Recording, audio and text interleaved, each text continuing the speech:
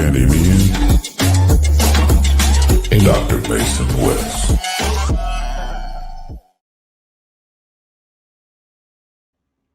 Welcome into this episode of Bare Bones. As always, I am Mason West, and I will be joined shortly by Danny Meehan. I'm just an idiot and just straight up forgot to send him the link because I made and set up the podcast like 4 days ago, and I usually send it to him right away. But it was so early, and I was like, "Oh, I don't want to send him to it too soon." It's stupid. So he'll be joining shortly because again, I'm a big dum-dum.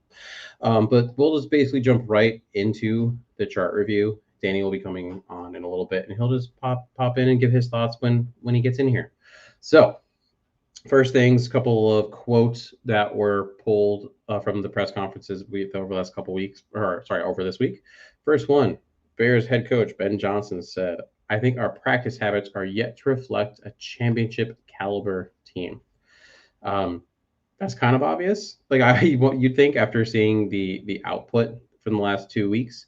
Obviously, the first week came out looking at least okay, and then after that, it has been a problem.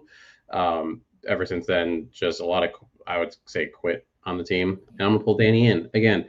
I'm an idiot and forgot to send Danny the link earlier. Danny, how you doing? Hi, Mason. I was like, I had to double check my phone like 6 different times. Like, is it not Thursday?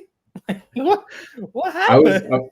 I was just saying, like, I set this up so early, like I made it back on like Monday, and I just forgot to send it. And I was like, oh, I already sent this thing. So I just dumb, big dumb. So we'll say mutual fault. I probably should have texted you to remind you because I think I typically send you a text of, hey, remember to send me the link to avoid situations just like this. Anyway, so I was discussing the quote from Ben Johnson a little bit earlier this week where he said, "I think our practice habits are yet to reflect a championship caliber team." Basically, all I said so far was, well, duh, kind of with what we're seeing. And I was starting to also pose the question of, there was a couple of comments that he made in the preseason that maybe reflected that, but didn't really come so much to the forefront. Sure. I mean, in general, do you have any thoughts on that? You're saying like the kind of the call out thing? Yeah, exactly. Or you would want to call it a veiled call out, but it was the not so veiled call out. Yeah. Like it felt very directed, right? Specifically maybe at 1 or 2-ish guys. But yeah, I think it was a warranted thing to say, and it wasn't like malicious. He didn't name names. Like some coaches are super hard ass, and they'll actively tell you like, I'm actually a big proponent of like the NBA coach style of calling players out. Like just Greg Popovich was a master of it. He would just straight up tell you, this guy sucks. Everything sucks. He's got to be better for this to all work. Now it's a little harder with 53 men. You can't really isolate one of 53 without making it sound a certain way, but I think we can decipher. Did you talk about how it was kind of directed at DJ Moore before I hopped on? No, I didn't bring him up yet. I mean, that's kind of the most obvious one you'd think about, but I will say, at least on DJ's behalf, his run blocking was probably the best I've seen as a Bear in that Lions game. Yeah, I mean, I think it's hard to disagree with that, honestly. Like it's the best blocking effort he's had probably since year 1 here. So I don't know, man. It felt very calculated and very specifically aimed to me. The other player that I felt it could potentially also be about were 2 more players. One's not an effort issue, but just a health issue. Execution. But I was going to say it was completely Braxton Jones. His play is not up to the standard you want. I can see that. The second one, in my opinion, would also be DeAndre Swift, where that's the other name I was thinking. Yeah. Especially given like he obviously was better week 2 than week 1. But especially when you factor in a previous history of maybe a not so good relationship with the current head coach, I could see that totally playing. And I saw some graphic going around where it was showing, basically discussing pass blocking and where certain running backs fell, and it had DeAndre Swift essentially graded out pretty high. And I'm confused as someone who watched the game twice, and once broadcast and then once with all 22. I don't know what they were watching because he looked horrendous in pass protection. I mean, whether it was just getting absolutely dogged on and run over, whether it was occasionally looking like you blocked the wrong way, like it didn't look good. So I'm confused how that anyone came to that conclusion. Yeah, I don't know either. I mean, there was a couple of reps like where he stuck his nose in there and kind of got pushed backwards because he's just a 5'11", 200-pound back. He's not like the biggest guy in the world. But like to say like he was this stalwart pass blocking running back, I think is vastly overstated. And I just didn't realize we were grading like on an effort curve. Like I'm glad you put your head in the way, but you still got run the fuck over and the play got broken up because you and it was like it was a linebacker coming off like what was it, like maybe 3 yards off the line. It wasn't like they had a 7-yard head start and you're having to just eat it.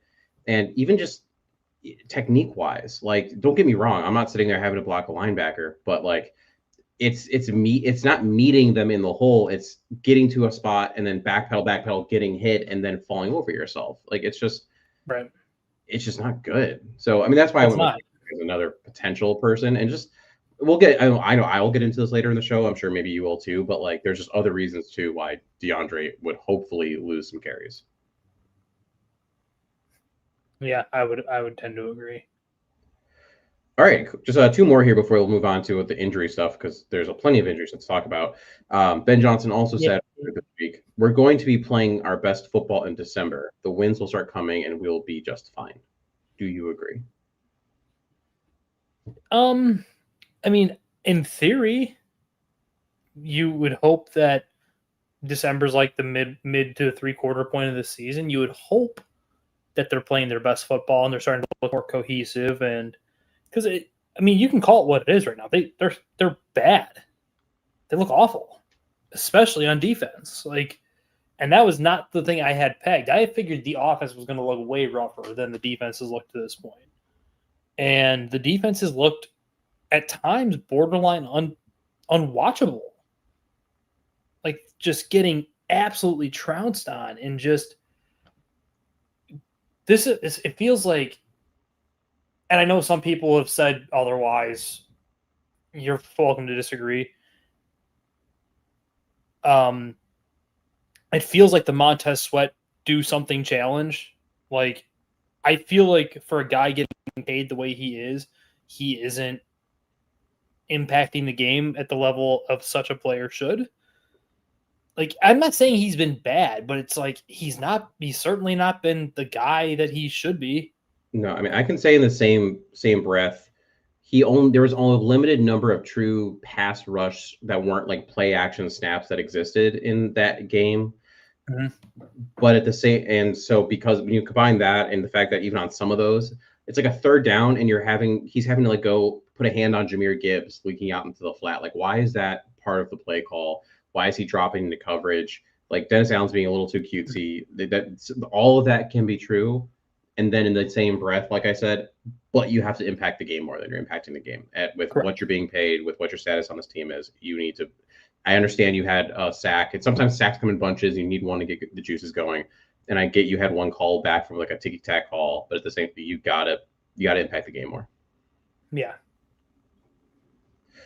So I mean, I would say it's only 2 games, so you can't exactly see trajectories very much. But at least in terms of the offense, I think the offense looked more consistent at least from week 1 to week 2, and there's more to circle and say that it looked good. And also, to be honest, I think in December you have some easier games on the schedule.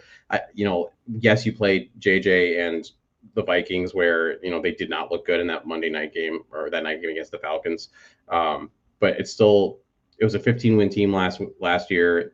It's still a very good top 10, sometimes potentially top 5 defense.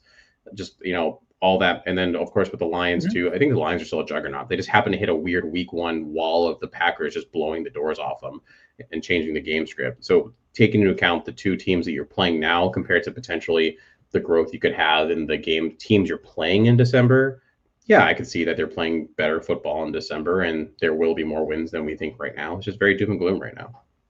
Yeah, but it's hard to not feel that way, especially when you factor in 70+ points and 700+ yards over the past 7 quarters. It's been, I mean, call it what you want. But I get it. We're trying to put a nice spin on it, but you also have to present the facts, and the facts are the facts. They've let up, I think, 71 points, like 740 some odd yards in the last 7 quarters. That's not acceptable. No, like it has to be better. And then last one before we move on here. It's a new Cowboys defensive end, Jadeveon Clowney, is wearing the number 42. So we can put him down for negative swag and negative sacks on Sunday, right? Yeah, probably. Especially 42. Like, come on, man. It's got to be a pitch count too for him, right? Like he hasn't practiced. He hasn't had a ramp up of any sort. Like I can't imagine he plays more than like a third of the snaps. I mean, think back to week 1 with Micah Parsons, and he was on a snap count, and he was actually playing with at least the Cowboys to an extent. But even though he was around football to an extent, even lesser than that. It's going to be third in obvious passing situations, this, that, and the other. So I don't know what, like 10 to 15 maybe. Yeah, sure, whatever. The only defense in the league that might be worse than the Bears is the team you're going up against right now. And that's something we're definitely going to discuss. Before we get into that, though, we're going to look at the training room roundup. There's a lot to talk about here, unfortunately. So the Bears had 6 people that did not practice today. Karan Amagaji, who was limited Wednesday, but then didn't participate today because of an elbow. TJ Edwards, Kyler Gordon, and Jalen Johnson all have not played this or participated this entire week. A lot of soft tissue stuff. 2 hamstrings for Edwards and Gordon. And then you got the obvious groin for Jalen Johnson. I still don't understand what's going on there at this point. They're trying to figure out how to get him to play and not get surgery, but it sounds to me like a very surgical thing. But that's a whole other thing. And then another soft tissue. Sorry, go ahead. Wasn't the prevailing rumor he like ripped it off the bone? Yeah, like an avulsion was the overarching. Yeah, and with that, isn't it like a 50-50 shot that you have an avulsion fracture with it too? Mm-hmm. Yeah. Like I'm clearly not as well versed in this as you are, but to my knowledge, when you do that, if you rip any muscle off the bone, specifically the groin muscle, you are very viable to be having a fracture in the bone too. Yeah, I mean, inherently, right, an avulsion is when a force causes a tissue like a muscle, tendon, ligament to move away from its attachment point. Away from where it should be, yeah. And usually the force is big enough where also in the bone you can have a fracture further up or a chip that comes off. Treatment depends on the severity and like the location of it all. Like, could you avoid surgery and things like that? Like, potentially if it's a small enough one, but that's why I'm very confused as to why he's just not already thrown on season-ending IR, or they haven't opted for. I wonder if it's like surgery. I wonder if it's like the athlete mentality thing of I just need time. I just need time. Because none of these guys want to go under the knife. And they gave him time. I mean, they gave him time. Yes. Okay. So I know this was a whole thing too. Like, technically it is the other side, right? It was one side that had the groin strain, and then there's the other that ended up having it in that game. However, where the adductors attach to at the butt bones, right, are so close in proximity and work such in concert with one another that it would be ludicrous to say that it wasn't a compensatory issue that occurred. That's what I was going to get ready to ask you, like, because we always hear about like, oh, you have a calf, so now your hamstring's starting to hurt because of how you're walking to compensate. Is this a compensatory issue that could have caused this? That's what I was actually getting ready to ask. Yeah, like it wouldn't. The further away you get from center mass, the less likely it'd be from side to side, right? So like one calf usually doesn't result in another calf. Like that's less likely. But no, that's why I said like it'd be like your calf to like your hamstring or your quad. Like calf to hamstring, right? Exactly. Hamstring to quad, even opposite sides and stuff like that. But adductors, that weird one where again it's so close to each other. As one nominate, the big ear-shaped hip bone has to rotate versus the other, and how that works in terms of slowing down eccentric forces, all that can go from one side to the other. And in terms of how he, that play in particular, right, he jumped out, laid out to try to tip that, and broke up that pass that was to Amon-Ra St. Brown. It'd be ludicrous to think that one was not related to the other, just in terms of and so like you did. So to what you were saying, they did give him time, and he wasn't in a position to even make it through. I mean, that was in the first quarter, right? Mm-hmm. Yeah, I think so. So we'll see. I just don't see him playing again this year. And then you have another soft tissue injury, Jalen Jones, also hamstring. So a lot of soft tissue stuff. TJ Edwards is not going to play. And just to touch on the last kind of like big one, I'm not worried about the DeAndre Swift limited with quad. It's whatever. The Grady Jarrett one, he's clearly playing on one leg. Like, I don't think that can be understood. He doesn't look like. I get it. He's older, but that looks like a guy favoring and hobbling on one leg and just trying to gut it out. You saw it in the Lions game. And again, another example of the Dennis Allen, what are we doing here? Like, so I believe it was after Montez Sweat's sack got taken away, it was either the next play or 2 plays later, Amon-Ra St. Brown ends up getting a pass over the middle, and that gets blamed on Tyreek Stevenson. However, and Tyreek's not having a good year, but so this is not a hit, hey, let's prop up Tyreek thing. This is not a defend Tyreek thing. This is just for this play. And in this play, Tyreek is supposed to drop into a deep zone. And who do they have dropping underneath to try to take away the middle is Grady Jarrett, who, first of all, defensive tackle. Second of all, is hobbling on one leg. Why are we dropping Grady Jarrett into coverage? Because reasons. And I get it. You want to muddy the waters and all that. Like, sometimes you got to rush forward. Sometimes you let the rushers rush, let the covers cover, and figure it out. But to your point, Grady Jarrett's going to play. DeAndre Swift is going to play, unfortunately. Yeah, like TJ Edwards should not play. Kyler Gordon, I don't know why they keep thinking he will. He's not going to play anytime soon. TJ feels like it's going to be a month, doesn't it? And especially with hamstring, it's just, you saw how easy it was to just re-aggravate. He wasn't ready going to last week. It's going to be, in my opinion, he should have just been thrown on IR, take 4 weeks, go ahead. But I mean, you also can only have so many people come back from IR, so you're also trying to save some of those slots. What is it, like 5 you have? I think so. I'd have to double check that. Yeah. So basically, a lot there. Your defense is still just shattered in terms of who you expected to be starting for you. And confidence. Shadow Walker's full, so yay for him. Dallas Cowboys have a couple of big things. Like, so first and foremost, their current starting center is Brock Hoffman, who's going to step in after Cooper Beebe was placed on IR. That's with not ankle a injury. real person, Mason. Brock Hoffman. It sounds like an NPC. Even better, they added Wesley French to their practice squad. Again, that's not a real player. So that is big. That's big, right? I mean, at center, we as Bears fans know what can happen if you do not have a good center. Also, Deron Bland still is not practicing. Do not expect him to play. Then that is big, because if you think about it, Dallas looked decent, if not good, against the Eagles in week 1. Now, the Eagles' passing offense is, as we've seen the first 2 weeks, is a whole thing to talk about, but that's a side conversation. But when Deron Bland ended up having to go out, and what the Cowboys did against the Giants, or what they didn't do on defense, I mean, it was apparent. There were so many problems at the back end. So Deron Bland being out for them is pretty big. Mm-hmm. And then everyone else, I mean, Kevontae Turpin, Tyler Guyton, Trevor Diggs, all full. So Bears are hobbled. Cowboys, outside of their center and starting cornerback and Deron Bland, are going to be full. And I would assume Trevon plays with illness. Yeah. I would absolutely think that.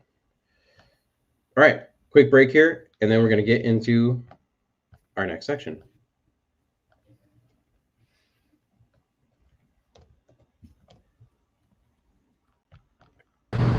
Proper gut health is instrumental to athletic performance and recovery. Our gut is in essence a second brain, and health researchers are continually uncovering new benefits of probiotics, scientifically connecting the dots between gut health, reduced inflammation, and stronger immunity. Kombucha is a tasty, clean label, functional option to easily add probiotics into any athlete's routine. We call it balancing your brains. Basically, long story short, drink kombucha. Use code BEARGUTCHECK, BEARGUTCHECK, and get your kombucha today.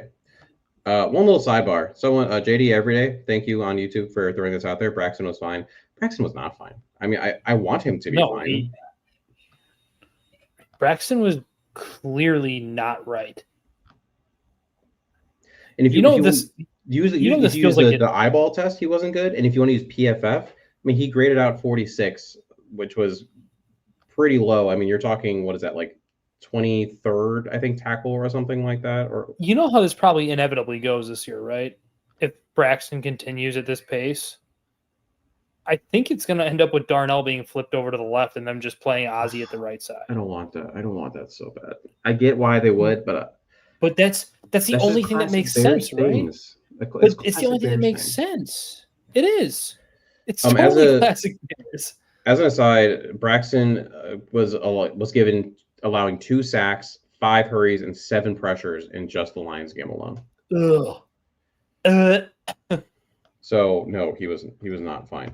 I mean, I guess okay. Could it be most likely that you're ending the season, Braxton's a free agent, he goes somewhere else, and you are looking at flipping Darnell Wright potentially? But I mean, isn't there a world that exists that you're looking at the draft, like the free agency, like things? I mean, like in terms of upcoming free agents, you have people. I mean, you don't love it, but you have like Cam Robinson, Kelvin Beachum, Brady Christensen, DJ Humphries, Spencer Burford, are all Joseph Noteboom. Mason, I would probably put a sizable amount of money on. No matter what, they've got to justify that Trapillo pick. If he can't play on the left side, he has to play on the right side. I think regardless if it happens midway through this year or next offseason or this coming offseason, they're going to flip him.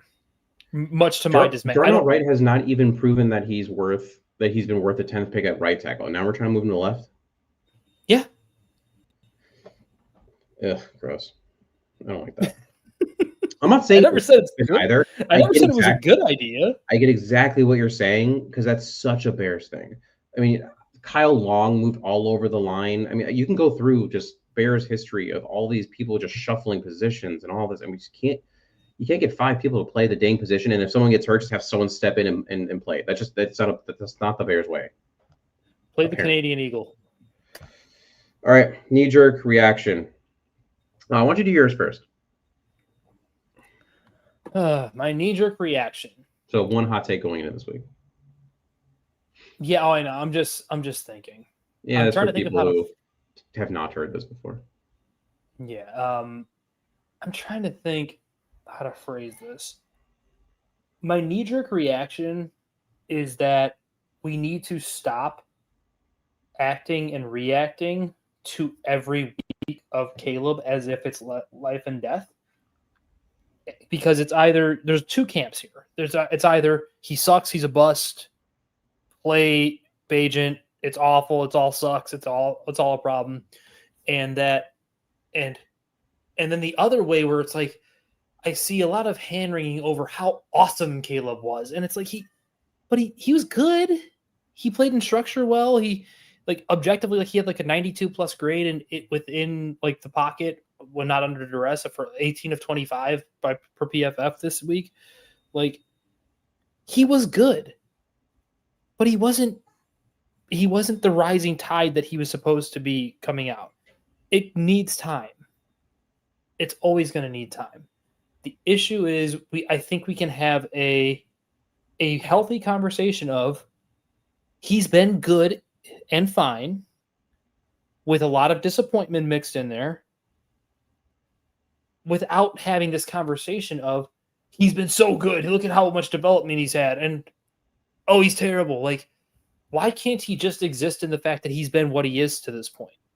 You look at I can find any plethora of numbers. I can show you the 92 grade that shows you how awesome he's been. I can show you the EPA grade where he's the second worst quarterback in the league ahead of only JJ McCarthy.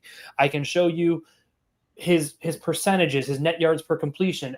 Where he's effectively, even yards per attempt, the same quarterback to this point in the season that he was all last year.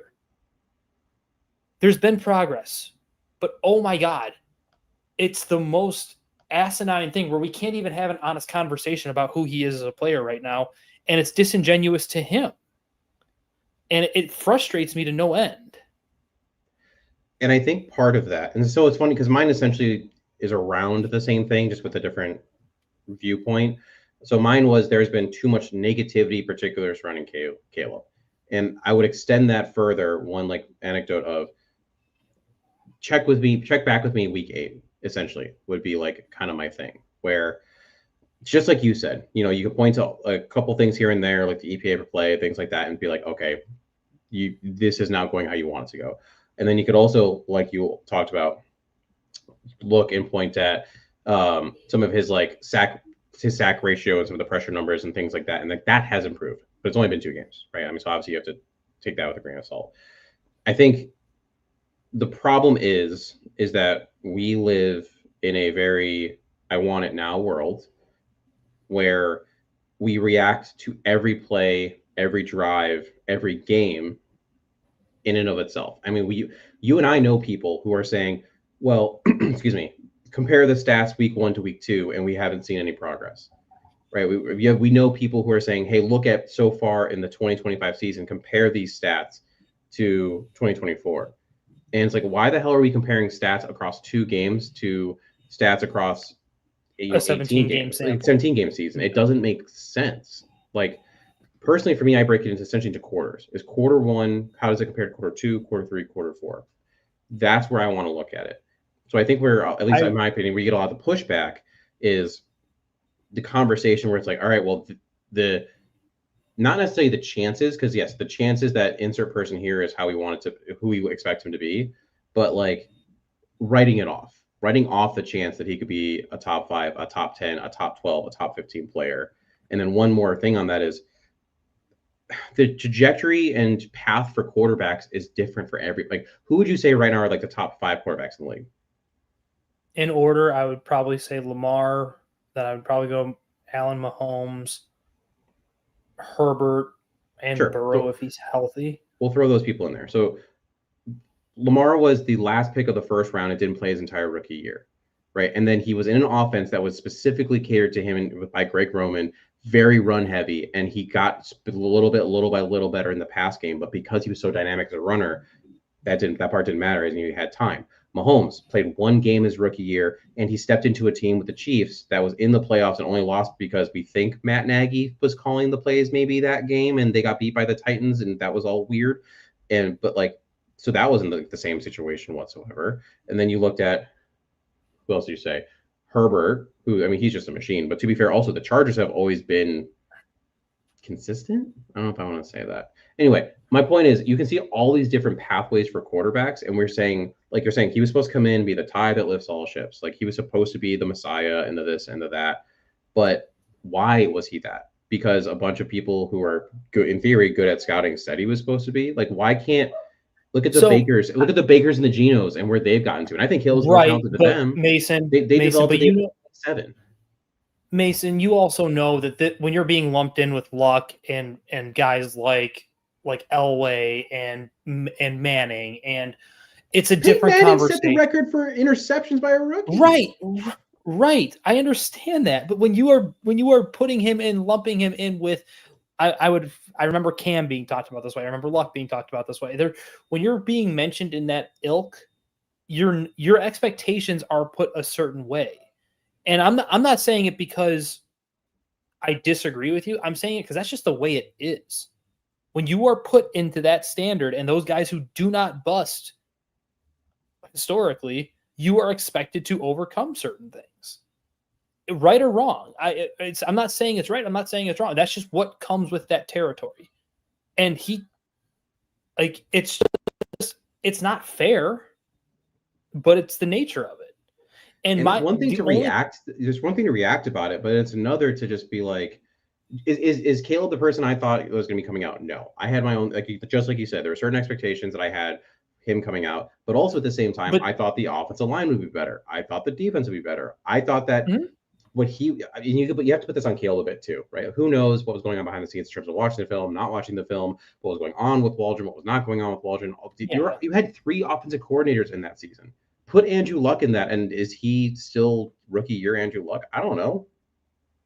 Right. I think my overarching point is we can have the honest conversation about what Caleb is right now, and also admit that when you're saying how amazing he was last week, it's also lowering a bar and an expectation, which is disingenuous too. 2 things can exist in the same plane. He was good. He was not great. He was fine. And that's okay. The other thing I'll say on that is when I went back and watched the game again, besides like some of the bad throws, right? There was the interception. There was that crazy throw to Rome that somehow got through like 3 defenders that hit Rome's hands and fell. Like there was 4 or so of those throws. There weren't many, if any, I could think of throws where I was like, he made the wrong read, or man, he really missed that throw. That's the part where you can still justify him maybe being a top 6 or 7 quarterback at some point in his career. Where you see the processing is picking up. He's not taking the bad sack. The interception flat out can't happen. No, that's that you can't do that. Like I saw people saying, well, it was already 2nd and 20, whatever it might have been. It doesn't matter. Throw the ball away. Like you're outside the pocket. You can't make that throw. And I'm the same guy last year on this very show saying, I wish Caleb would throw more interceptions because he's taking chances downfield. There's a calculated risk and there's just an outright stupid throw. Correct. That was an outright stupid throw. We know the difference as fans. Well, a segment of fans know the difference. We hope so. That's what I'll say. Yeah. So I guess that's just the point where I'm getting to, where it's like football is hard. Quarterbacking is hard. Jaden Daniels does not look the same this year as he did last year. CJ Stroud doesn't look the same this year as he has the previous 2 years. I know CJ Stroud has a bit of an offensive line asterisk, so we'll take that into account.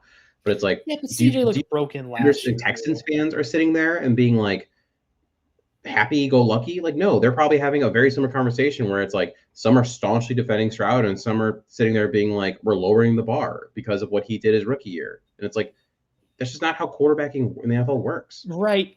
And again, it all goes back to the pre-draft, though, man. That when you carry those things, I think that's what's affecting my personal view on this. And I'm not saying I'm right. I just think it offends my sensibilities when you're saying he was supposed to be this, he's now this, but now we're going to lower the baseline of what the expectation should be. So because it makes us feel better as the fan. Like, no. If he ends up, and I'm not sitting here saying if he only becomes a level of quarterback that's Baker Mayfield, Jordan Love, Kyler Murray comes to mind, like that 10 to 13 range. There's nothing wrong with that outcome. That's a good quarterback. That's a really good quarterback, and he runs away and hides as the best quarterback this team has ever seen. But when you're that level of quarterbacking prospect, there's a level of expectation that comes with it, and it errs on the side of unfair. And I would agree with that. And I've been on the platform for Trevor Lawrence, like that he is a disappointment. And I say, and I don't, not that he's a bad quarterback, but to what you're saying, when you're drafted number 1 overall, and he was talked in a very similar light, best prospects and so and so. I don't think there's probably a division. There's some Jaguars fans that are like, we're just happy that we have a guy that we can have a conversation about. And there's some other Jaguars fans that are like, man, we were promised, again, the Messiah at quarterback, and that's just not what we have. Right. So I think you and I think are saying the same thing from just different perspectives on it is what it inevitably comes down to. Yeah, and again, check in with me week 8, week 10 of the season. Essentially, like I agree. That's what I agree. I will say historically, if the numbers don't start to jump going into the midway point year 2, and they kind of remain stagnant, there's a better than not chance that he's probably that guy that you're seeing. And there's nothing wrong with the quarterback he currently is. We see late career developments. We see guys get better over time. I can tell you for a certainty, or with almost sure certainty, he is not a bad quarterback. The Bears have a good football player playing quarterback.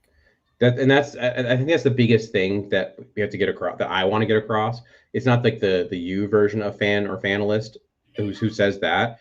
It's the version of fanalist who is still talking about you should have traded for the Hall, who is talking about Tyson Bagent should be starting for you, who is saying that Caleb Williams is going to be a bust. It's that conversation that I'm really that's not even like a conversation to be had. That's just somebody who sees a white kid with moxie and wants him to be good, for better or for worse. All right, next one. To be perfectly honest, mine was, I am unsure the run game is something that will change this year. And I say that because for these reasons. In terms of yards before contact per running back run, the Chicago Bears in 2024 ranked 23rd. This year, they're first, and with 1.89 yards before contact per attempt. Somehow, with that, they rank 31st in EPA per rush at negative .339 and 32nd in success rate at 24.4%. So, right, essentially that's saying that the scheme, the offensive line have been playing well enough, but the person carrying the ball mainly is not taking advantage. This isn't going to change. There isn't a free agent coming that changes that. There isn't a trade you're making. Really, the improvement has to come from within. Clearly, Ben Johnson doesn't fully trust Monangai. Roshan Johnson, he was active but only played special teams, so I don't know if that was like they didn't. Are we sure Roshan Johnson's a real person anymore? I don't. The only thing I can think of is he was healthy enough where like, hey, give us special teams, but not healthy enough to trust carrying the ball and pass blocking and things like that. Because otherwise, why do you have him active and not bring Britton Brown off the practice squad? I don't know. Mm-hmm. Mike, to be perfectly honest, so straight out, I had it on my notes app on my phone. The running back room sucks, and this isn't like anything new. I was on full on board the train of they've got to add some. I thought they were going to add someone before the season, not Britton Brown, not that. We all thought there as every single free agent or trade went through, we're like, oh, thought it was that guy. And it's like it never happened. And I'm convinced that they had something lined up for Kenneth Walker, and McIntosh got hurt, and that completely threw off anything regarding them acquiring him. But that being said, like it sounds so bad to say. I would accept it a Jamal Williams at this point, someone who can just bang out 3 or 4 yards, get up and do it again. We make this joke constantly. I want the guy, and you know what exactly what I'm going to say. I want the coach. Yeah, can you get me 4 yards? I can get you 4 yards, coach. Can you give me 6? I can get you 4, coach. I want that. Just give me the 4. Give me that guy. Just give me honestly, and I think that's partly what I thought they thought Roshan Johnson was going to be, because Roshan doesn't really have explosiveness. He's good for 3, maybe 4 or 5 yards, and then he's kind of done. And if I recall correctly, I looked this up last week and I said it for Jacob. I think Roshan has like a 53% success rate last year when he carries the ball. That's right, last year. Yeah. Just go forward. Damn. Seriously, imagine this offense with how it's been working out of 2nd and 7, 2nd and 6, instead of 1st and 17. Here's how I was watching that dreadful Sunday night game with the Falcons. And I did. Yeah. But I came away thinking, what would Tyler Algier cost? Like, contract year, they're probably not re-signing him. Like, would you throw a 6 or something at him just to? In a second. I don't think they would take a 6 though. A 5? I mean, you traded a 5 for Ryan Bates. I would trade a 6 and or a 5 for sure. I could be convinced to trade for a 4. I think Tyler Algier is a good running back. Do you know what this offense would look like with Tyler Algier? And I'm not even saying I think Tyler Algier is awesome. I think he's good, merely good. That's solid. All he is. A solid guy. But it's just like, and I do appreciate. I know what the numbers say. The running game doesn't have to be good in order for play action to work. I kind of call bullshit on that to some extent. Like, if you don't respect the running game at all, I don't have to bite on it the way that I normally would if there's a replacement level good running back there. Like, I get it makes you freeze a little bit, but it doesn't make you come downhill the way it would. Like, and even if you take that part out of it, in terms of the running game to play action concept, just take it into the time, control of time and possession, take it into the creating 2nd and 3rd and shorts, take it into it's 3rd or 4th down, we need to get up 1 yard and we don't feel comfortable in our running back, so we're going to have our quarterback sneak it twice. It's all of those things. Right. It's everything that is wrapped into it. And clearly Ben Johnson wants to run the football. It's clear. Because he keeps trying. Well, ain't this humorous? Because so far nothing else has been. Mine is the Cowboys are the only team to rank top 5 in EPA per play on offense and bottom 5 in EPA per play allowed on defense. I find that funny. It's like a glass cannon of epic proportions. Oh, it's great. Awesome. What was yours? Oh God, it was actually kind of similar. It's just like look at the defensive roster for the Cowboys, and you can have a chuckle. Like, it's not good. Like, at least with the Bears, like, you could theoretically, like, have lined them up and been like, this should be a halfway decent defense, if not better. It just hasn't worked out that way to this point. I mean, if you find anyone that tells you that you legitimately thought the Bears defense would give up 52 points to the Lions, like they're probably lying. I mean, most people thought they'd be at least average, not 31st in the league. Not 31st in the league, exactly. So to your point, you guys, and no offense, Jack Sanborn is your weak side linebacker. You got Dante Fowler at edge. You got Osa as your defensive tackle. Sam Williams is an NPC, left defensive end. Who's the kid from Western Michigan they drafted last year? Azaraku? Donovan Azaraku? Yeah, Azaraku. I like Donovan Azaraku. I'd take him as an edge 3. Woo. And then, of course, to David Klein. But anyway, it's a bunch of like meh, especially in the secondary. I mean, they have Malik Hooker at free safety and Kyrie Elam. I forgot that name back there. And then Trayvon Diggs is talk about Mr. Dan's pre-draft thoughts on Kyrie Elam. Makes me look bad. Oh, by the way, Reddy Stewart is the backup nickel there, so he's probably going to play in place of Jerome Bland. Ooh, hooray. Reddy Stewart fans. Reddy Stewart stand up. All right, break, and then we get into the back half of the show. All right, this break is brought to you by us because we have merch now. So I'm wearing a bunch of it. Woo! So I got the hat on. I got the shirt. If you hate us and don't want those things, also we have a water bottle, I think. But yeah, if you hate us and don't want those things, every podcast in the Second City Gridiron family has merch, right? So go ahead and grab some stuff. I looked at Jacob's shirt. It's really funny. That one's awesome. There's the Everything is Fine. I just bought that one. That should be showing up hopefully next week. GIF with the awesome. bear and fire. I'm very excited for that one to show up. That'll be my after losses. I wear that on Monday kind of shirt. So go ahead. You're going to be wearing it a lot this year? It's going to get a lot of wear. It's going to a lot of wear and tear. That's just what it is. So go ahead and go to second-city-gridiron-shop.fourthwall.com. I'm throwing it into the comments right now. If anyone wants, to get anything, a couple layers to it. One, you can just look cool. I mean, I like the logo. I think it's great. A bunch of different colors for the hat. This is just one I liked. A bunch of different colors for the shirts. And also it supports us, right? All the money that you guys spend there makes it so that we can do things like this.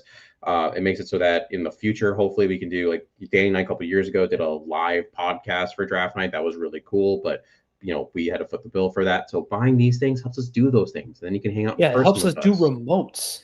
It's really cool. So go ahead, represent the podcast, represent the Bears. I know it's hard to represent the Bears right now, but just do it. It's fun.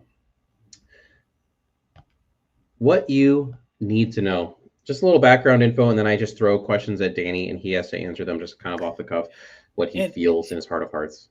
Yeah, and for those who don't know, I don't know these questions, so a lot of times the reactions I see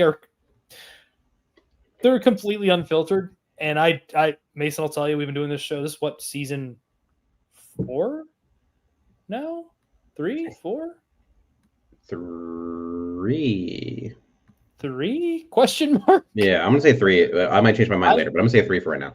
I don't hide my reactions well. If I'm visibly like upset by something, or something makes me laugh, or something disappoints me, yet I don't hide my reaction very well. I have a bad poker face. It's pretty great. Just a couple of stats that I thought y'all would like before we get to the questions. The Bears allow the 4th most rushing attempts and 3rd most rushing yards to running backs. The Cowboys allow the 5th most targets and receptions to running backs. The Cowboys allow 8th most reception yards to running backs. The Cowboys allow the most reception yards to wide receivers. The Bears allow the 9th most reception yards to wide receivers. I got about 8 more of these. I can keep going, but I'm not going to. But basically, points, battle of hopefully offenses just shooting off. So that actually does lead me to my first question. What is more likely? The Bears win this game in a shootout, or the Bears win this game because the defense plays better, is able to step up and stop the Cowboys from scoring?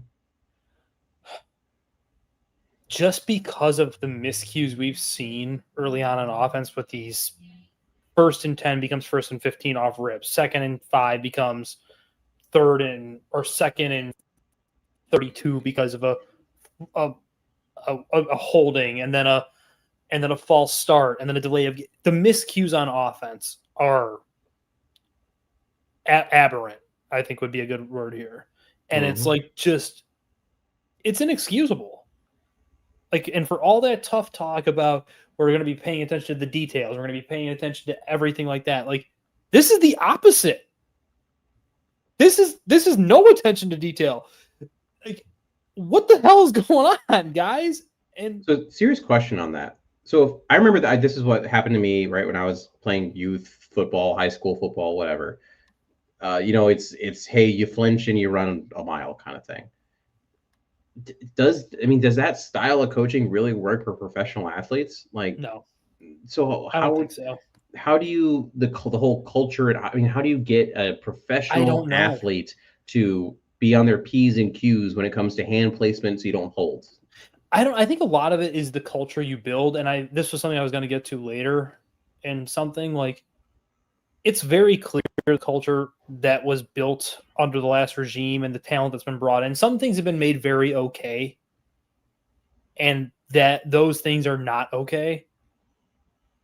Like the last 2 weeks, I think it's been very clear that they've just laid down at certain. Like I don't think they've outright quit, and just kind of just lost interest. Like whatever, lay down. I thought they quit in the Lions game personally. I don't think you give up 52 points and you're trying your darndest. I'm trying to not let myself believe that Ben Johnson had his team quit on him second week of the season. But I think to your point, some of it is ingrained enough where it's like we're down 17, we're down 21 or whatever. Do I really need that extra step that you might need to make that play, the extra little gear you find inside of you? Is that really there? This is what you and I talked about at length when everyone was saying pro tank, just lose, get the best draft pick. When you start to make losing okay, because this is now 36 or something of the current 53 players were on last year's roster. When you start saying losing is okay, it is a slippery slope. It is. And it doesn't just fix itself overnight, and it never will. It was the same thing with the 76ers when they outright tanked 3 years in a row and didn't give a shit about the wins and losses. It's why I personally, like, I get it, the tank, it technically, quote unquote, worked. You got 2 number 1 picks, whatever. It doesn't fix itself overnight, and there's going to be segments of the roster, especially when you had a coach like Eberflus who kind of let the patients run the asylum kind of thing to some extent. Clearly, like this is what I'll say. They were claiming and clamoring for accountability. They were the patients running the asylum. They got accountability now, and they're not responding to it. What does that say? You didn't want it then. Like people think they want it until they realize what it is. Because they don't. Because you don't understand what accountability is. Yeah, you're not. I wasn't trying to get on my soapbox there, but it's just that was something I had in my head just watching these last 2 weeks. No, it's real. 2 more questions here. Number 2, where does CeeDee Lamb rank in terms of the best wide receivers?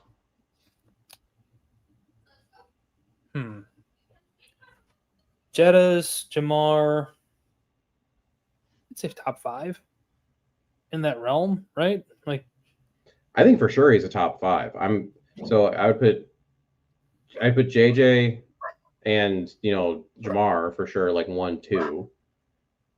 After that, it gets a little murkier, and it's a little. I would throw AJ. I would personally still. I know the numbers don't back it up because of how the Philadelphia Eagles play offense. AJ Brown is a mutant. That guy's one of the best receivers in football. I love my wife just took off to wine tasting. Let me go open the door so the dog knows I'm home. You can keep going. Sorry, I had my headphones. For the fans, I'd also throw into the conversation, maybe not in the top 5, but could dip the toe in, would be like Puka Nacua. I think I just love the way he plays, and he's so important specifically to that Rams offense. But yeah, CeeDee is. I think he's the only reason that he doesn't really hit that upper pantheon of guys, the Jamars of the world, the JJs of the world, is honestly a little bit of his size and also the way. So, for example, back in week 1, right, when the Cowboys lost the Eagles on a couple of uncharacteristic-ish drops, some of them were just because CeeDee got a little bodied and wasn't big enough. Like, he just doesn't have that catch point, attack the ballness that Jamar Chase does, for example, or that AJ Brown can do. Yeah, I agree. All right, last question here before we move on to love it, hate, or rehabilitate. This is a pick 'em. So who is the better wide receiver 2? George Pickens or DJ Moore?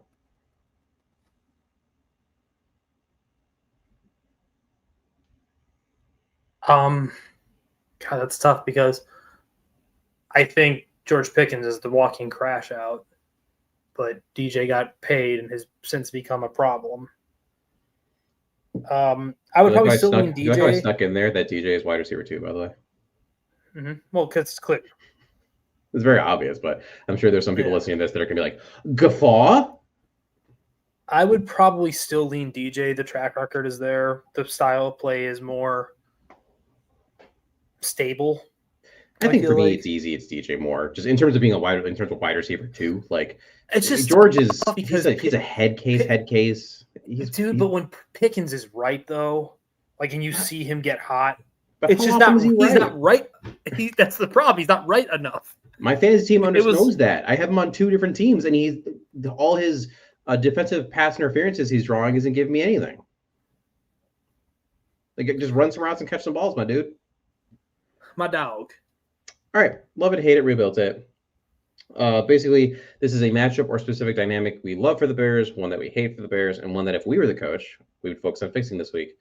My love, a chance for this offense to get going against this defense. We talked about it before, but some other numbers for you. Mm-hmm. Cowboys have played man 0% of the time, literally 0. Like, they have always played a version of zone, which is just nuts. They are 31st in the NFL, allowing opposing quarterbacks to complete 76.6% of your pass attempts. Dallas is the 30th worst passer rating allowed with 114.2, and they've also allowed a league high 4 pass plays of 40-plus yards. I'm looking at you, Luther Burton. Maybe this will be your game. So I think this is a good opportunity to change the narrative that some might have about this offense. Agreed. Mine was similar. I had Ben Johnson clearly understands passing concepts and Caleb's work of recent vintage within the pocket and structure itself. What did we always say about Caleb? If he could have a little less, like, I'm always pining for players, especially quarterbacks coming out of college, to have more effort to their game, because we've fully been indoctrinated in the Hoyerization of playing quarterback, where it's all about efficiency and completion percentage and your numbers being a certain way. And I just don't like that. I think it very much hamstrings your offense to some degree. But I think Ben Johnson values shots, as evidenced by them being second in the league in explosive plays. I believe number 1 in the league in pass plays downfield, or number 2 in the league in pass plays downfield. I think they're also as weird as it is, like number 2 in like rushing explosive plays. But so I think I love the passing game concepts. I love that he calls aggressive shots downfield. I love that he trusts Caleb to make the throws, even if Caleb is still last year he was an awful downfield passer. This year he's a very middling passer to this point. But to be fair, he was never a great downfield passer in college. It might just be something he's never going to be great at. He might just be serviceable at it. But that's my love. I love the passing game concepts, and I love what it could mean against a defeated and beat down secondary for the Dallas Cowboys, especially if Caleb continues to operate within structure the way he is, because I don't think the Cowboys can rush the passer, truth be told. Like, I don't think you're going to need – I don't think Caleb needs to go do the Superman thing where you see him rolling left and he puts himself back on platform, jumping, and throws across his body. Like, I don't think you need to see that for him to be effective in this game. No, agreed, 100%. My hate is how this defense has been deployed and how this will match up against the Cowboys offense if they don't change it. I get it. You're missing key players, especially in the secondary. Your best unit on defense went from good and deep to bad and shallow. But, Dak, CD, and Pickens are good. You add in Kevontae Turpin, and you've evolved with catch a guy that's explosive offense all day long. But I also don't think it's a coincidence that the 3 teams who are bottom of the league in EPA per dropback allowed are the 4 teams in the league who lead the league in cover 2. In order, starting at worst in EPA, are Dolphins with 30% cover 2. Cowboys are 33%, and Bears are at 26%. The only team in that bottom 4 that are actually decent are the Packers. They're actually 7th best in EPA per dropback. And a lot of that is because they could also have the pass rush at this point, especially when you've added to Micah Parsons. I mean, like, Lucas Van Ness all of a sudden looks like a really good player when you actually pair him with someone else. Yeah, you're your dude. Sitting back in zone against fast, well-coached, and talented teams is just bad if you can't produce pressure.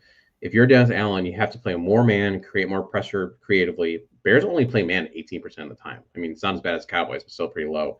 And oh, by the way, in terms of pressure, the Bears were ranked 29th in pressure rate, 18th in sack rate, 31st in blitz rate, 29th in non-blitz pressure rate, and 29th in pass rush win rate. They just can't get after the quarterback.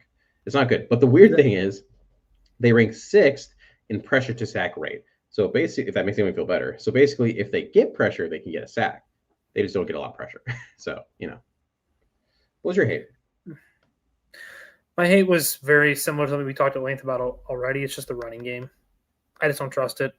I think the running concepts look good, and I didn't expect anything less coming from Ben Johnson, who actually, when we met up with Bobby Peters at a remote for the draft, he brought a couple of his books, and I ended up copying the Detroit Lions one from that year for myself because I was so enamored with how they were deploying such a multiple run game at the time where they were doing, pin pull, they were doing zone, they were doing power, they were doing gap, they were doing everything you could ever want to do. And I thought it was so cool to see an offensive mind deploying a multifaceted run game.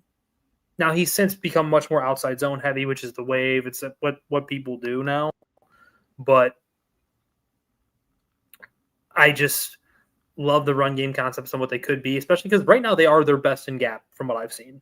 I was going to say gap scheme is really the only way that they're successful, or the best way they're successful. Well, because DeAndre Swift doesn't know. It's basically Stevie Wonder running the football.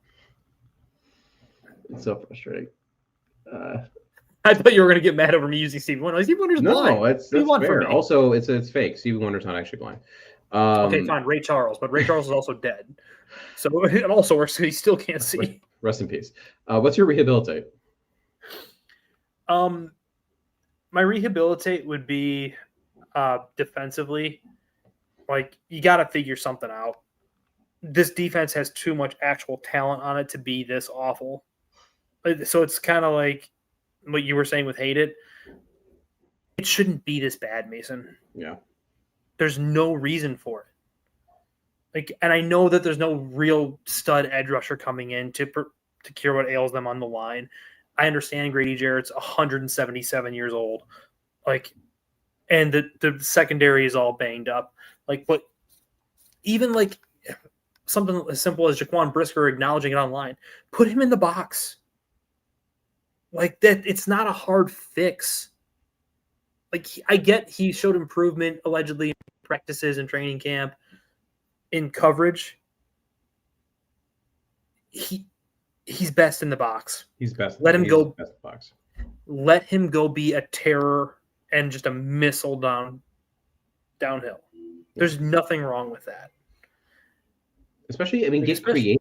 How many teams are employing 3 safety looks where, you play Brisker at the big nickel so that he can do stuff down there. And you can live with Elijah Hicks or Jonathan Owens as your other safety.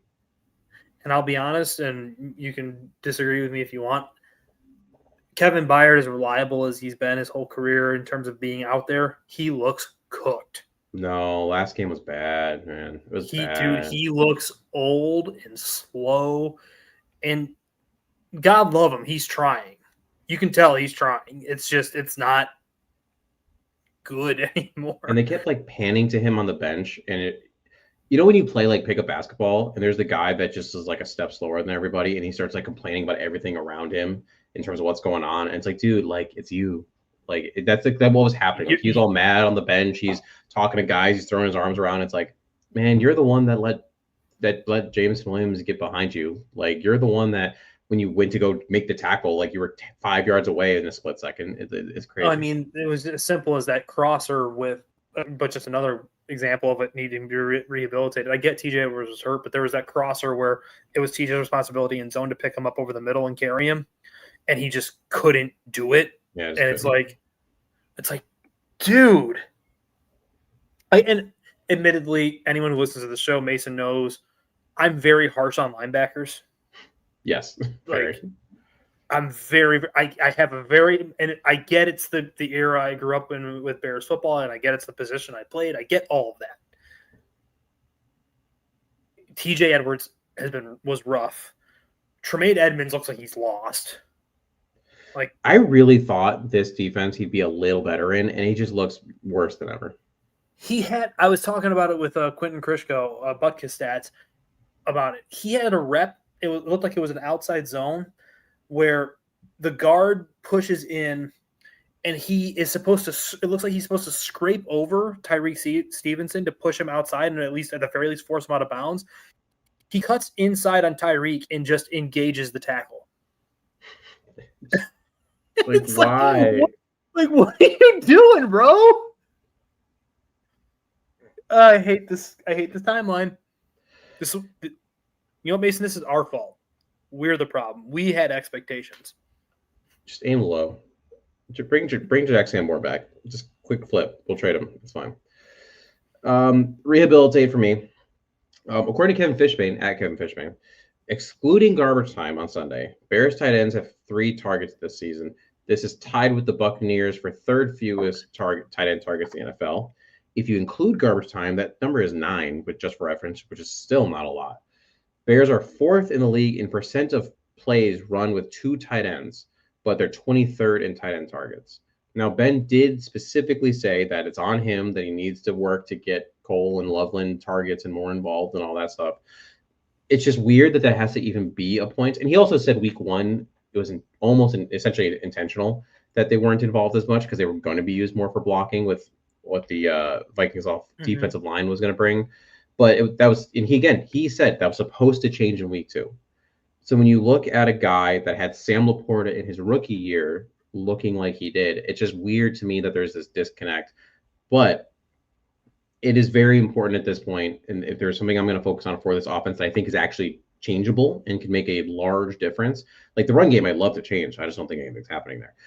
You can get Cole and Colston the ball and to help be safety nets and create some explosive plays because Colston Loveland is a matchup issue. Cole Kmet, for all the issues he has, and I know you he loves, the turf. He was on the outside and ran a deep hook and just bodied the dude and it got a first down. Like he can run the routes well and can catch the ball. Use your tight ends. I agree. I do wonder if the running game could maybe at all just as an in-house solution. I know we heard a lot about DJ being deployed in the backfield, and we've seen it a few times to start the season. If you're going to lessen DJ's role as a wide receiver, do you just make him Debo, or you kind of split him? At this point, I would. I mean, I don't know what the answer. Mason, I'm just spitballing because I don't have an answer. I don't know what it is. At this point, unless he's abysmal, and I just don't know. I mean, he's had some rough reps, but there's been other good ones. I'm just running with Monangai and running with Roshan. I don't know what's happening there. But to your point, is they're just slow, man. Great, get your speed out. There's also creative ways to essentially run without running. Put Luther Burden on the screen. Put him on a drag route. DJ Moore on any of those things. Essentially, the extension of your run game without actually having to run the ball. A substitute with the short passing game and the screen game. When's the last time you saw a slant? We're not doing this conversation again. We do this every year. We do. We absolutely do. But point being, oh look, Snoop on Poop is in the chat. Thank you so much for the hat. Got it today. Awesome, Snoop. So glad you got the hat. We did the giveaway last week, Danny. Jacob was on. I thought it was very fitting that Snoop Von Poop won when Jacob Infante was co-hosting. Oh, this game sucked. He went and jacked off. All right, moving on. X factors for the Cowboys. What do you have? Dak. If Dak continues to play the way he's been playing, the glass cannon be damned. He has a level of I said it a couple years ago when Gino was on his Renaissance tour. He's playing like a Western outlaw who's just been shot 1,000 times and doesn't care. He just keeps delivering the football with unrivaled confidence. He does not care. There are some of those throws in the Giants game where it was like, how dare you throw it to that spot and somehow complete it, sir? The audacity he has to try some of these throws. Yeah. It's very timeline's gonna kill me. It reminds me of starting to peter off Peyton Manning, where he was still good, but he wasn't broken yet in Denver again. And it was like, I don't give a shit. I'm going to rip it. He And has no conscience. it's awesome. And I will forever dog Dak is if if he's your quarterback, you're never winning anything, which is fine. He's still awesome. Like, just, yeah, it's Dak without question. Mine was bombs away, essentially, specifically runaway routes. Like the Bears DBs just can't keep up with the Cowboys receivers, especially if the Bears are going to play as much zone as they tend to do. But, in zone, they're not passing the routes off well, and man, they don't have the horses to run. So, CD and Turpin specifically on some of those crossers and those runaway routes, you can open up the top with Pickens. Like, you just need to just run. And I think that you can have that. X factor for the Bears, mine was cut the penalties. I mean, it sounds silly, but I mean, they had 9 plays with 15 plus yards to go, which is the most in the NFL. You cannot consistently overcome 1st and 15, 1st and 20 over and over and over again. And it also just turned out that a lot of times a penalty was called, even if it had nothing to do with the play, was when the Bears had something that was momentum building, right? Mm-hmm. It was a play that it was like, all right, great, 12-yard gain, something like that. Oh, now we're going from 1st and 10, in the opposing territory to 1st and 20. So you got to cut that down. You just do. What was yours for the Bears? Mine was Montez Sweat and needing to just generate some sort of consistency within the pass rush.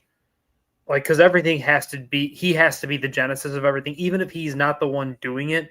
If he's drawing a chip or a double team or a pin or something, making them think about the fact that he's there with regularity and maybe overcoming it a little bit, it makes everybody else's job on the defensive line easier.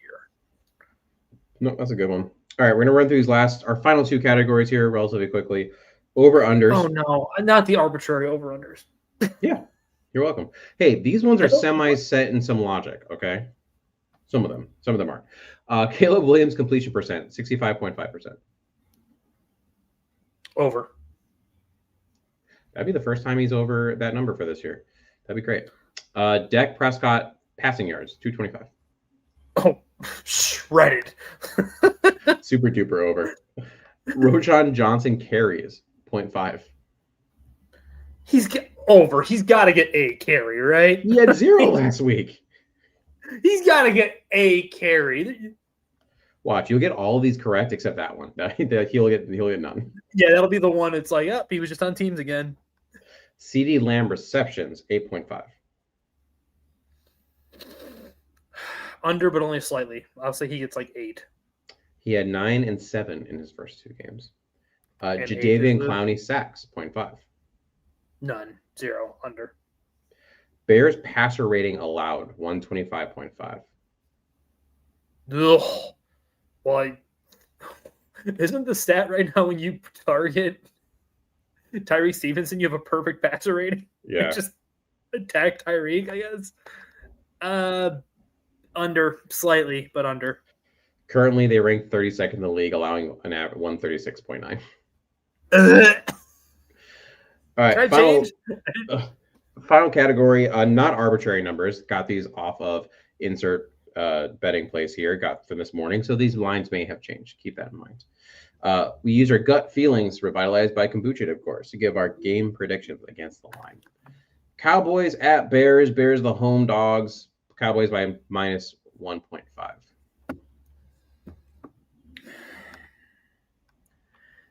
I'm going to, against my better judgment, say the Bears went outright and cover. They don't deserve my confidence, but I feel like they have to win. Like, I think there's a sense of desperation in the way that Ben, not like a gross desperation, but more in like a I'm gonna make this damn thing happen kind of thing. In hearing from Ben, I have to make this happen. Yeah, right. And so I think I would agree. I'm gonna regret doing this. I'm gonna take the Bears as well, obviously to cover and win, and just again because you have to. I saw enough out of the offense where I feel better about it. Also, too, the Lions are so damn talented, and they were so motivated in that game for all the non-football reasons too. Like, I think Oh, you were and just, if you think 50 was not on their mind when they started to yeah, pull away, Ben called the play style on people last year. That comes from Dan Campbell though. right. Tonight's game, Dolphins at Bills. Bills favored by a minuscule 12.5 points. It's a big fucking number. It's a huge number. Sorry for the language for those listening. That's just that line struck me. Bills cover. Oh God. I'm gonna. For a second, I was gonna take. They can't stop anybody. All right, you know what? I'm agreeing. I'm saying the Bills cover. It's just their pass rush is decent, but they have nobody in the secondary. And my guy Keon Coleman. What do you mean? Keon disappointed me last week. He really laid an egg for my fantasy. We are not going to besmirch the good name of Keon and his Macy's coat. Great man. Bad week too. The Juggernaut-esque Packers are going at the Browns. Packers favored by 8.5.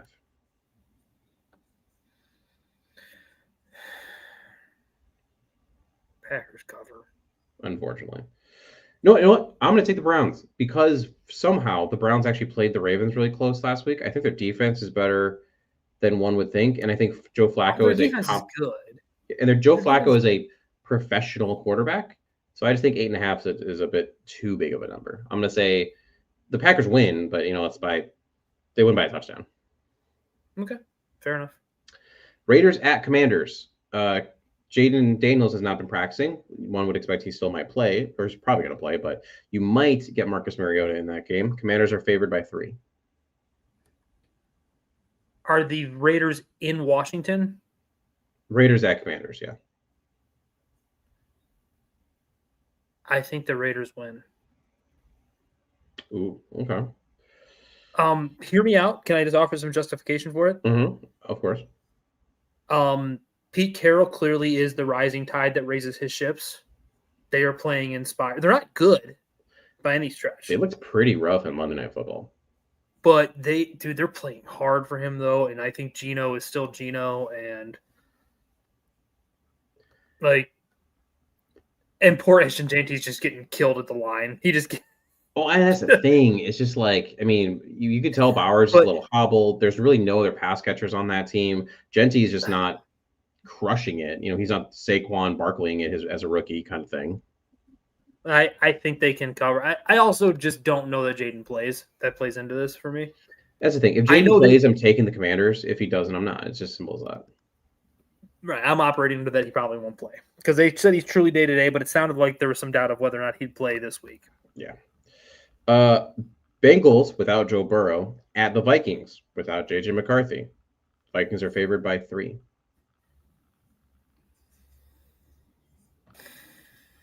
I'm going to go with KOC because it's purely a coaching thing. They cover. KOC does his devil magic thing with Carson Wentz and whatever.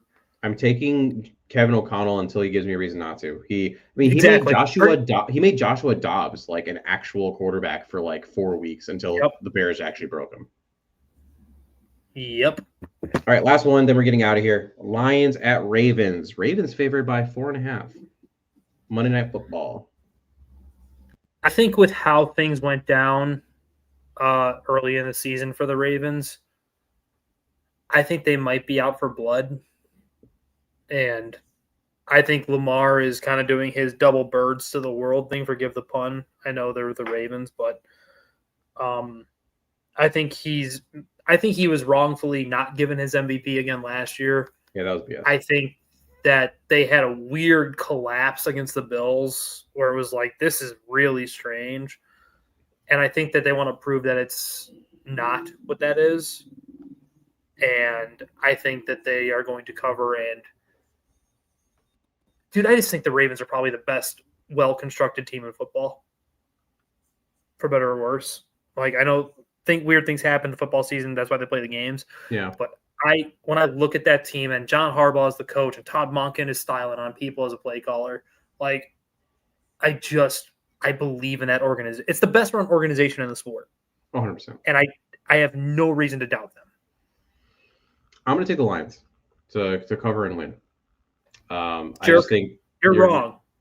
Coming off that huge win against the Bears, everything was clicking. They found the run game again. I think John Morton, when they got down against the Packers, I think that's the biggest thing. If they can get a bit of a lead or at least be close, they'll keep up with the almost Ben Johnson-esque offense that they did against the Bears. Versus when they got down against the Packers, they went to what John Morton does, which is this pure drop back game, and got away from play action and everything like that. So if they can get up, which and the Ravens, the Bills, they started hot, but then against the Browns, I mean, at the end at halftime, it was 10-3. Like it was a slow start. It wasn't very good. Their defense was fine, but their offense just really couldn't get going. Derrick Henry couldn't get going. The Browns were able to just crush the run. So that'd be my quibble. Can they stop Derrick Henry? I actually believe going to the Bears game against the Lions, I thought that, and I set this up with Jacob, that I believe in the Lions' ability to stop the run because you guys like DJ Reader, you got Anzalone, who's very active in the run game. The center was good. I was concerned, would they be able to do enough off the edges with only Aiden Hutchinson? And obviously they did. We were able to do more than that. So I think that they can stop Derrick Henry. And then you have guys like Brian Branch just flies around both in the run game and the pass game.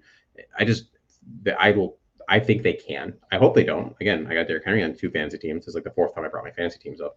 And I was very disappointed with his output last week. So I think if they can limit the run, then yes, I think they win this game. And I think they can. All right. I think that's all we got then. All right. That is all we have, as you said. Go enjoy maybe the Dolphins-Bills game. I'm not going to watch much of it. I don't need to see that shellacking. If I wake up and see that the Dolphins somehow pulled out a close game, I'll be blown away. I'm going to go watch more All-22 on defense because I really hate myself. I just want to keep banging my head into a wall over and over and over again. All right, everyone. Enjoy the game. It should be at least an interesting game, if not a fun game. Danny and I both think they'll win this one for reasons that are more gut than tape-based necessarily. But I guess it's a bear gut check. But enjoy your weekend. Enjoy the game. And we'll be back next week to preview as well next Thursday. Bear down, everybody.